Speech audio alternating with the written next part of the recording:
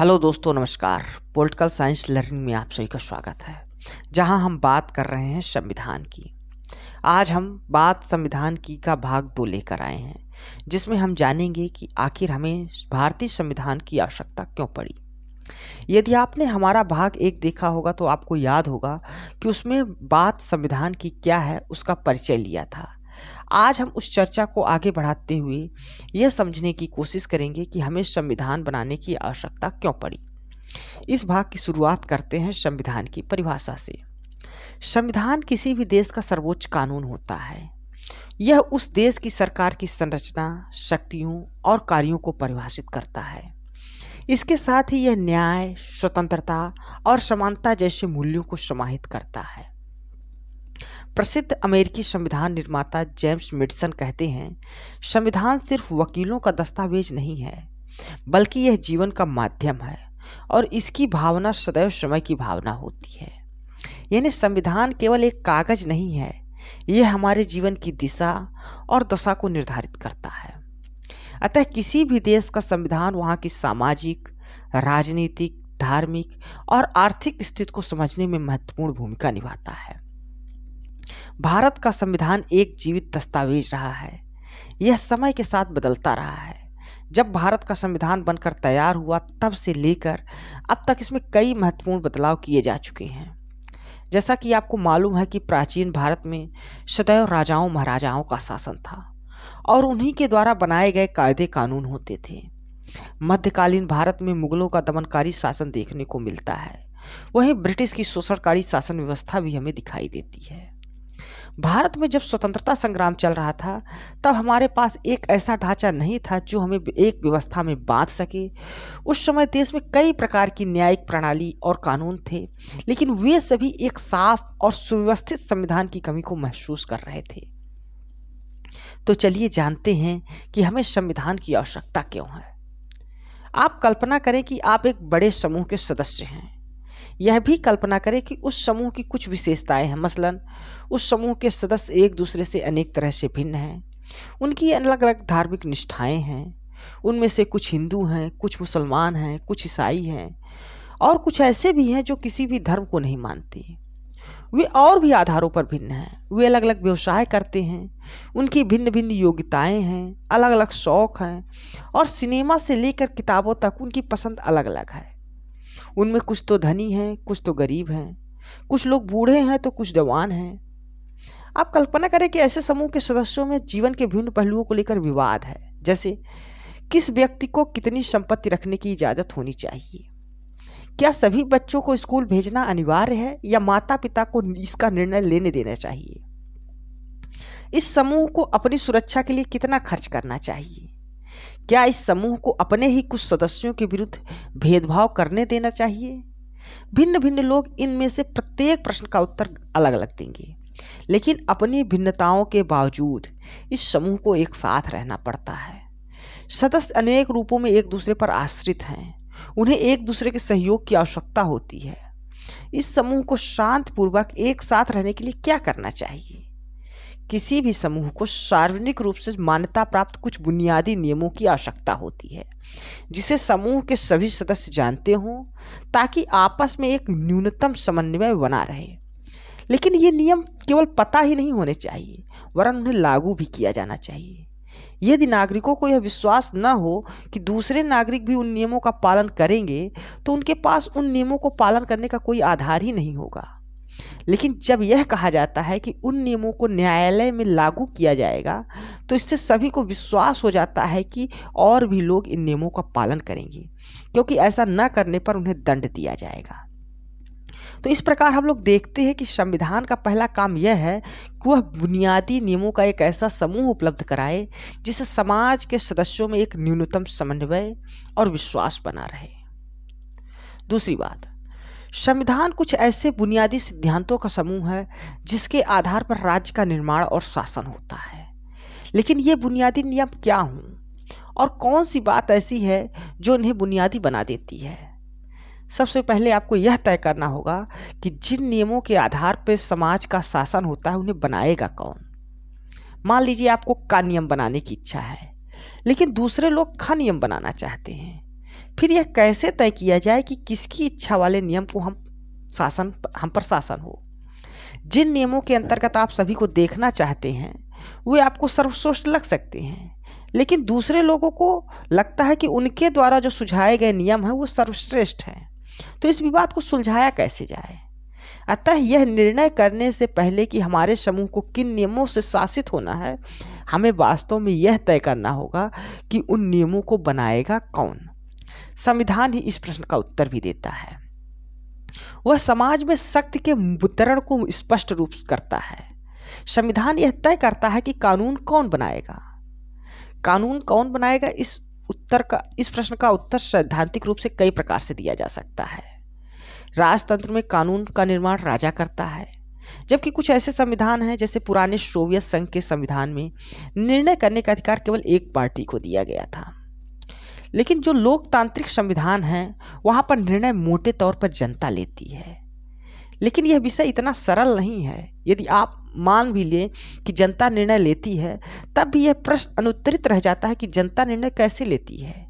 क्या कोई कानून बनाने के लिए सभी लोगों को सहमत होना चाहिए, जैसा कि प्राचीन यूनान की पद्धति में होता था, जहां प्रत्येक मुद्दे पर सभी लोगों को वोट देना होता था, या लोगों को अपने निर्वाचित प्रतिनिधियों के द्वारा अपनी राय को व्यक्त करना चाहिए। लेकिन लोगों को अपने प्रतिनिधियों के माध्यम से काम करना हो तो फिर उन प्रतिनिधियों का चयन कैसे हो और कुल कितने प्रतिनिधि हों। उदाहरण के लिए भारतीय संविधान में यह स्पष्ट किया गया है कि अधिकतर कानून संसद बनाएगी और यह संसद का गठन एक विशेष प्रक्रिया से किया जाएगा। किसी समाज में कानून कैसे हैं, इसे देखने से पहले उन कानूनों को बनाने का अधिकार रखने वालों को भी पहचानना होता है। यदि संसद को कानून बनाने का अधिकार है तो उसे सबसे पहले यह अधिकार देना होगा कि वह कोई कानून कैसा बनाए। यह काम संविधान करता है। संविधान वह सत्ता है जो सर्वप्रथम एक सरकार को बनाती है। तो अतः संविधान का दूसरा काम यह स्पष्ट करना है कि समाज में निर्णय लेने की शक्ति किसके पास होगी।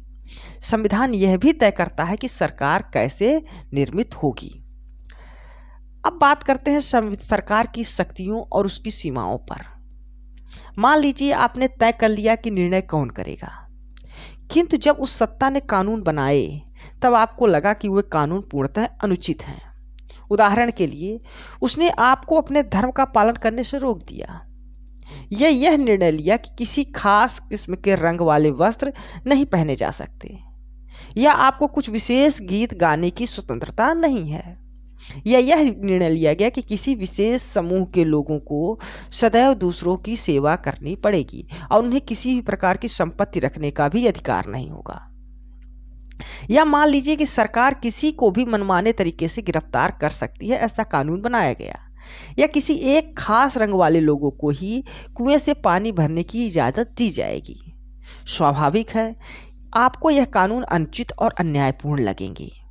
यद्यपि ये सभी कानून उस सरकार के द्वारा बनाए गए हैं जो एक विशेष प्रक्रिया का पालन करके बनी थी, लेकिन सरकार के द्वारा ऐसे कानूनों को बनाने के पीछे जरूर कोई अन्यायपूर्ण बात रही होगी। अतः संविधान का तीसरा काम यह है कि वह सरकार के द्वारा अपने नागरिकों पर लागू किए जाने वाले कानूनों पर कुछ सीमाएं लगाएं। ये सीमाएं इस रूप में मौलिक होती हैं कि सरकार उसका कभी भी उल्लंघन नहीं कर सकती। संविधान सरकार की शक्तियों को कई तरह से सीमित करती है। सरकार की शक्तियों को सीमित करने का सबसे सरल तरीका यह है कि नागरिकों के रूप में हमारे मौलिक अधिकारों को स्पष्ट कर दिया जाए और कोई भी सरकार कभी भी उनका उल्लंघन ना कर सके। इन अधिकारों का वास्तविक स्वरूप और व्याख्याएं भिन्न भिन्न संविधानों में बदलती रहती हैं, लेकिन अधिकतर संविधानों में कुछ विशेष मौलिक अधिकार सदैव पाए जाते हैं। नागरिकों को मनमाने ढंग से बिना किसी कारण के गिरफ्तार करने के विरुद्ध सुरक्षा प्राप्त है। यह सरकार की शक्तियों के ऊपर एक मूलभूत सीमा है। नागरिकों को समानतः कुछ मौलिक अधिकार दिए गए हैं, जैसे भाषण की स्वतंत्रता, अंतरात्मा की आवाज पर काम करने की स्वतंत्रता, संगठन बनाने की स्वतंत्रता इत्यादि। व्यवहार में इन अधिकारों को राष्ट्रीय आपातकाल में सीमित किया जा सकता है और संविधान उन परिस्थितियों का भी उल्लेख करता है जिनमें इन अधिकारों को वापस लिया जा सकता है। इसके अलावा समाज की कुछ आकांक्षाएं और लक्ष्य भी होते हैं जिन्हें संविधान पूरा करने की कोशिश करता है। अधिकतर पुराने संविधानों के द्वारा केवल निर्णय लेने की शक्ति का वितरण और सरकार की शक्ति पर प्रतिबंध लगाने का काम किया जाता था।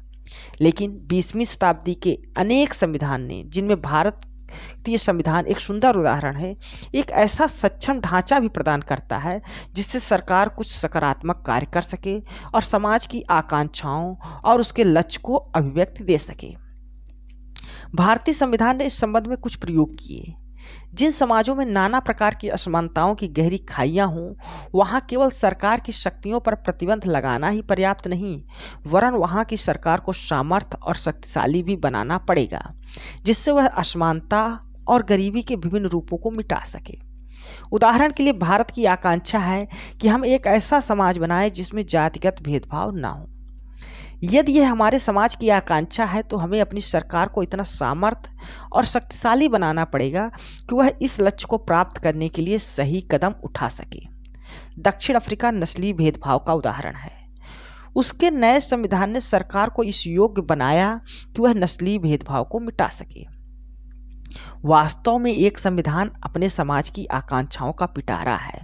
उदाहरण के लिए भारत में संविधान निर्माताओं की इच्छा थी कि समाज के प्रत्येक व्यक्ति को बुनियादी भौतिक जरूरतें और शिक्षा सहित वह सब कुछ मिलना चाहिए जिसके आधार पर वह गरिमा और सामाजिक आत्मसम्मान से भरा हुआ जीवन जी सके। भारतीय संविधान सरकार को यह सामर्थ्य प्रदान करता है जिससे वह कुछ सकारात्मक लोक कल्याणकारी कदम उठा सके और जिन्हें कानून की मदद से लागू भी किया जा सके। जैसे जैसे हम भारतीय संविधान को पढ़ते हैं, हमें पता चलता है कि ऐसी सामर्थ्य प्रदान करने वाले प्रावधानों को हमारे संविधान की प्रस्तावना का समर्थन प्राप्त है और वे संविधान के मौलिक अधिकारों वाले भाग में पाए जाते हैं। तो इस प्रकार अगर हम देखें तो संविधान का चौथा काम यह है कि वह सरकार को ऐसी क्षमता प्रदान करे जिससे वह जनता की आकांक्षाओं को पूरा कर सके और एक न्यायपूर्ण समाज की स्थापना के लिए उचित परिस्थितियों का निर्माण कर सके। इसके अलावा संविधान राष्ट्र की बुनियादी पहचान की भी बात करता है। आखिरी और शायद सबसे महत्वपूर्ण बात है कि संविधान किसी समाज की बुनियादी पहचान होता है। इसका अर्थ है कि संविधान के माध्यम से ही किसी समाज की एक सामूहिक इकाई के रूप में पहचान होती है। इस सामूहिक पहचान को बनाने के लिए हमें इस संबंध में कुछ बुनियादी नियमों पर सहमत होना होता है। हम पर शासन कैसे होगा और शासितों में वो कौन कौन लोग होंगे। संविधान बनने के पहले हमें हमारी अन्य अनेक प्रकार की पहचान और अस्मिताएं होती हैं, लेकिन हम कुछ बुनियादी नियमों और सिद्धांतों पर सहमत होकर अपनी मूलभूत राजनीतिक पहचान बनाते हैं। दूसरा, संवैधानिक नियम हमें ऐसा विशाल ढांचा प्रदान करते हैं जिसके अंतर्गत हम अपनी व्यक्तिगत आकांक्षाओं, लक्ष्य और स्वतंत्रता का प्रयोग करते हैं। संविधान आधिकारिक बंधन लगाकर यह तय करता है कि कोई क्या कर सकता है, क्या नहीं। अतः संविधान हमें एक नैतिक पहचान भी देता है। तीसरा और अंतिम, अब शायद यह संभव हो गया है कि अनेक बुनियादी राजनीतिक और नैतिक नियम विश्व के सभी प्रकार के संविधानों में स्वीकार किए गए हैं।